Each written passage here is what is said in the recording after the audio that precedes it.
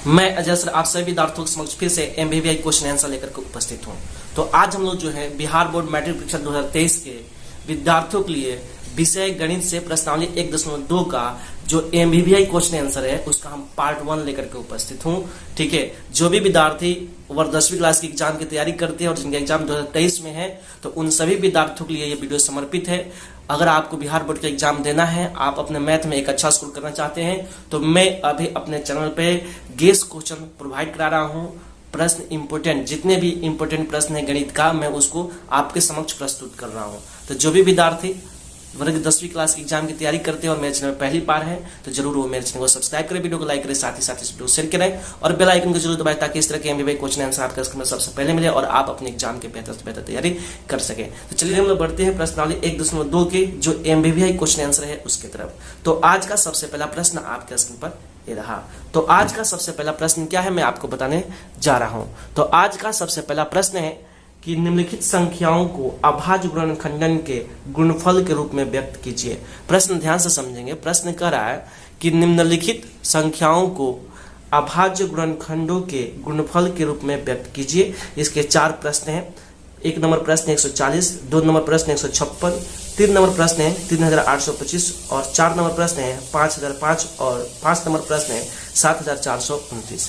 ये जो प्रश्न दिया गया है इसको अभाज्य गुणनखंडन से जो है इनके गुणनफल के रूप में इनको व्यक्त करना है। तो बहुत आसान सा प्रश्न है। मैं आपको बता दूं यह प्रश्न आपके एग्जाम में जो है 1 नंबर का पूछा जा सकता है। ठीक है, बहुत इंपॉर्टेंट है। तो मैं जब भी हम लोग प्रश्न को बनाते हैं तो सबसे पहले हम लोग हल लिखते हैं, सोल्यूशन लिखते हैं। तो यहाँ पे हम सोल्यूशन लिखते हैं। ठीक है, और प्रश्न संख्या 1 को हल करते हैं। तो प्रश्न संख्या 1 क्या है? तो 140 है। समझ में आ गया। अब 140 को हमको करना क्या है? तो अभाज्य गुणनखंडों के गुणनफल के रूप में व्यक्त करना है। ठीक है, तो यहाँ पे क्या लिखेंगे कि 140 बराबर हल करना है इस प्रश्न को। प्रश्न संख्या 1 को हम हल कर रहे हैं। सबसे पहले सोल्यूशन लिखेंगे, उसके बाद 1 नंबर में 140 लिख दिए। अब इसको गुणनखंड के रूप में व्यक्त करना है, गुणनफल के रूप में व्यक्त करना है। किस विधि से? तो अभाज्य गुणनखंडन विधि से। तो जब अभाज्य गुणनखंडन विधि से आप मैथ बनाते हैं तो सबसे पहले हम लोग इसका क्या करते हैं? गुणनखंड निकालते हैं, अभाज्य गुणनखंड। तो यहाँ पे क्या चीज से कटेगा? तो 2 से 14 0, यानी 140 70 मर्त में कटा। फिर 2 से काटेंगे तो 35 मर्त में 70 कट जाएगा। फिर यहाँ पे 5 से यह कट जाएगा, 5 से 35, यानी आपका मान कितना प्राप्त हुआ? 2 गुने 2 गुने 5 गुने 7, यानी 140 का जो है अभाज्य गुणनखंडन करेंगे तो 2 गुने 2 गुने 5 गुने 7 प्राप्त होगा। ठीक है, तो इसका मान क्या प्राप्त होगा? तो 2 गुने 2 यानी 2 बार है तो 2 स्क्वायर हो गया, गुने 5 गुने 7 हो गया। यही आपका क्या हो जाएगा? आंसर हो जाएगा। तो आशा करते हैं कि आपको जो ये प्रश्न समझ में आ गया। अगर आप इस प्रश्न को समझ गए हैं तो आप जो है प्रश्न संख्या 2, 3, 4 और 5 जरूर बनाइए। आप अपने दिमाग से कोशिश कीजिए क्योंकि यही सब प्रश्न आपके एग्जाम में आने वाले हैं। तो आशा करते हैं कि आपको 1 नंबर प्रश्न समझ में आ गया है। चलिए बढ़ते हैं दूसरे नंबर प्रश्न की ओर। यानी कहने का मतलब है कि प्रश्नावली 1.2 का जो इम्पोर्टेंट प्रश्न है उसकी ओर। ठीक है, मैं सभी प्रश्नों को हल नहीं कर रहा हूं, मैं उसी प्रश्न को गणित में बता रहा हूं जो आपके एग्जाम में आने वाले हैं। सभी प्रश्न VVI है, सभी प्रश्न इंपोर्टेंट है जो भी वीडियो मेरे बच्चे देख रहे हैं। ठीक है, तो उन सभी मैं बता दूं कि ये जो भी मैं प्रश्न बता रहा हूँ मैथ का वह सभी प्रश्न इंपोर्टेंट है और ये सभी प्रश्न आपके एग्जाम में आने वाले हैं। चाहे वो वस्तुनिष्ठ प्रश्न के रूप में हो, चाहे प्रश्न 2 नंबर के रूप में हो या चाहे प्रश्न 5 नंबर के रूप में हो। ठीक है, तो आशा करते हैं कि आपको मेरी बातें समझ में आ गई है।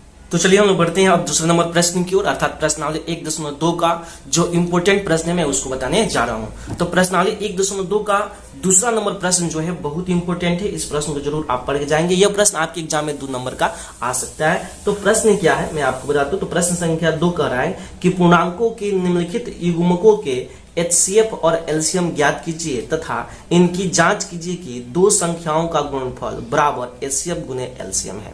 ठीक है, आपको जो है दिया गया जो संख्याएं हैं इसको HCF और LCM ज्ञात करना है और इसके बाद इसकी जांच करनी है। यह प्रश्न जो आपके एग्जाम में 2 नंबर का आ सकता है। यह प्रश्न इंपोर्टेंट है, आप जरूर इस प्रश्न को हल करके जाएंगे। ठीक है, चलिए हम लोग प्रश्न को हल करते हैं। तो सबसे पहले हम लोग जब भी मैथ को बनाते हैं तो हल लिखते हैं, सोल्यूशन लिखते हैं। ठीक, जब हल लिखते हैं, सोल्यूशन लिखते हैं, उसके बाद यहाँ पे जैसे 26 है, हम लोग पहला प्रश्न हल कर रहे हैं इस प्रश्न को। तो 26 है, यहाँ पे हम 26 लिखेंगे। तो 26 का आप अभाज्य गुणनखंडन करोगे तो कितना प्राप्त होगा? तो 2 गुने 13 प्राप्त होगा, यानी 13 दूना 26 हो गया। ठीक उसी प्रकार यहाँ पे 91 है, तो 91 का अभाज्य गुणनखंडन करेंगे तो आपको कितना मिलेगा, तो 13 सत्ते 91 यानी 7 गुने 13 मिलेगा। ये जो है आपका क्या हो गया, अभाज्य गुणनखंडन हो गया। आशा करते हैं कि आपको इतनी बातें समझ में आ गई है। ठीक है, अब कह रहा है कि HCF लिखेंगे, इसलिए HCF का मतलब मसा, कितना का मसा निकालना है, तो 26 और 91 कहेंगे 26,91, इसका HCF ऑफ 26,91 का मान कितना होगा। अब 26 और 91 के HCF यानी मसा कितना होगा। अभाज्य गुणनखंडन विधि से अगर आप मसा सीखे हैं 8 क्लास में 7 क्लास में सब पढ़ाया गया है, तो देखिए जो मान जो गुणनखंड मिला है उसमें जो दोनों में मिलता है वही क्या होता है, इसका HCF होता है, मस होता है। देखिए 26 का गुणनखंड हुआ है तो 2 गुने 13 आया है, 91 का गुणनखंड हुआ था 7 गुने 13 आया है, तो 13 क्या है, दोनों में है, तो यही इसका क्या हो जाएगा, मस हो जाएगा। इतनी बातें समझ में आ गई, इतनी बातें समझ में आई आपको, तो आशा करते हैं कि आपको इतनी बातें समझ में आ गई। तथा अब इसका 26 और 91 का HCF तो निकल गया, यह 13 प्राप्त हो गया। अब 26 और 91 क्या करना है, LCM ज्ञात करना है। ठीक है, यह प्रश्न नहीं कर रहा कि HCF और LCM ज्ञात कीजिए और दो संख्याओं का गुणनफल बराबर HCF गुने LCM सिद्ध कीजिए, प्रूफ कीजिए, जांच कीजिए, यही ना प्रश्न दिया गया है। तो हम HCF निकाल दिए, अब क्या करेंगे, इसका LCM ज्ञात करेंगे। तो 26 और 91 का क्या होगा, LCM कितना होगा, ध्यान से समझिए, 26 और 91 का LCM कितना होगा। तो देखिए यहाँ पे कौन संख्या दोनों में है और कौन नहीं है, तो जो दोनों में है उसका जो बड़ा मान है उसको लेना है।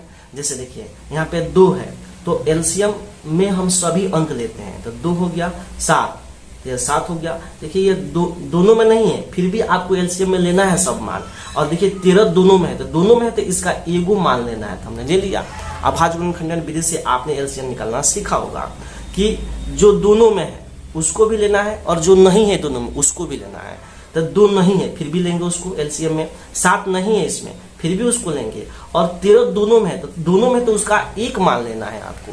ये नहीं कि अब 13 अगर यहाँ पे 13 गुने 13 2 बार होता और यहाँ पे तो 13 के स्क्वायर हो जाता, तो इसका जो बड़ा मान लेते हैं, लेकिन इसमें भी एक ही 13 है, इसमें भी एक ही 13 है, इसलिए हमने एक 13 लिया। ठीक है, अब इसको गुना करेंगे तो 7 गुना 14, 14 में 13 से गुना करेंगे तो कितना आएगा, 182 आएगा। यानी LCM आपको कितना प्राप्त हुआ, 182 प्राप्त हुआ।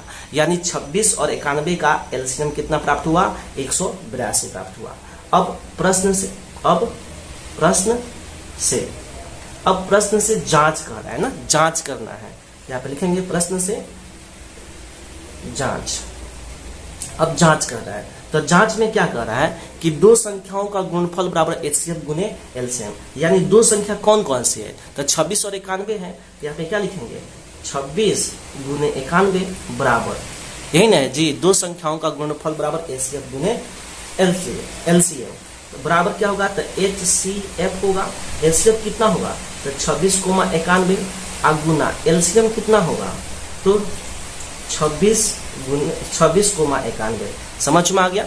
यानी प्रश्न क्या कर रहा है कि दो संख्याओं का जांच करने में क्या कर रहा है कि दो संख्याओं का गुणनफल बराबर HCF गुने LCM। अगर जांच यानी RHS बोलते हैं, इसको हम लोग RHS बोलते हैं, दोनों का मान इक्वल हो जाएगा तो हम समझ जाएंगे कि हमारा HCF और LCM का जो मान प्राप्त हुआ है बिल्कुल सही है। तो जांच हम लोग कर रहे हैं, तो जांच में हम लोग दो संख्याओं का गुणनफल 26 गुने 91 कर दिए बराबर HCF गुने LCM, जो प्रश्न के अकॉर्डिंग कह रहा है, अकॉर्डिंग टू क्वेश्चन। ठीक है, ये प्रश्न कह रहा है। अब 26 और 91 का गुणनफल करना है। ठीक है, यानी 26 गुने 91 हो गया और HCF 26 और 91 का, यानी 26 और 91 का HCF कितना हुआ, तो देखिए यहाँ पे 13 है, तो हमने यहाँ पे 13 लिख दिया। आगुना LCM 26 और 91 कितना है, 182, तो हमने यहाँ पे 182 हो गई। ठीक, अब हम लोग गुना करेंगे, 26 और 91 का गुना करेंगे तो आपको क्या मिलेगा, 23 गुना किया तो 2366 प्राप्त हुआ। ठीक, उस पर 13 और 182 में गुना करेंगे तो 2366 प्राप्त होगा, अर्थात LHS बराबर है RHS का।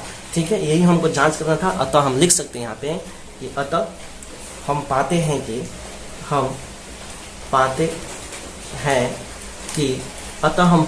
कि HCF कितना 26 और 91 का HCF जो है 13 है। ठीक, तथा LCM 26 और 91 का LCM जो है 182 है। तब दोनों का गुणनफल बराबर है HCF गुने LCM। यही ना हमको ज्ञात करना था कि दोनों का गुणनफल बराबर HCF गुने LCM। यही क्या हो गया, प्रूव हो गया। तो आशा करते हैं कि आपको यह प्रश्न समझ में आया है। अगर आपको लगता है कि प्रश्न इंपॉर्टेंट है और आपके एग्जाम के लिए उपयोगी है जो हमने यह प्रश्न बताया है, तो आप जरूर मेरे चैनल को सब्सक्राइब कीजिएगा, वीडियो को लाइक कीजिएगा, साथ ही साथ इस वीडियो को शेयर कीजिएगा और बेल आइकन को जरूर दबाएं ताकि इस तरह के एमबीबीआई क्वेश्चन आंसर आपके स्क्रीन पर सबसे पहले मिले और आप अपने एग्जाम की बेहतर से बेहतर तैयारी कर सके और आप अपने एग्जाम में एक अच्छा स्कोर कर सके। मेरे चैनल पर जो है वैष्णव प्रश्न का भी क्वेश्चन आंसर बताया जा रहा है, आप जरूर मेरे चैनल पर बने रहिए। धन्यवाद।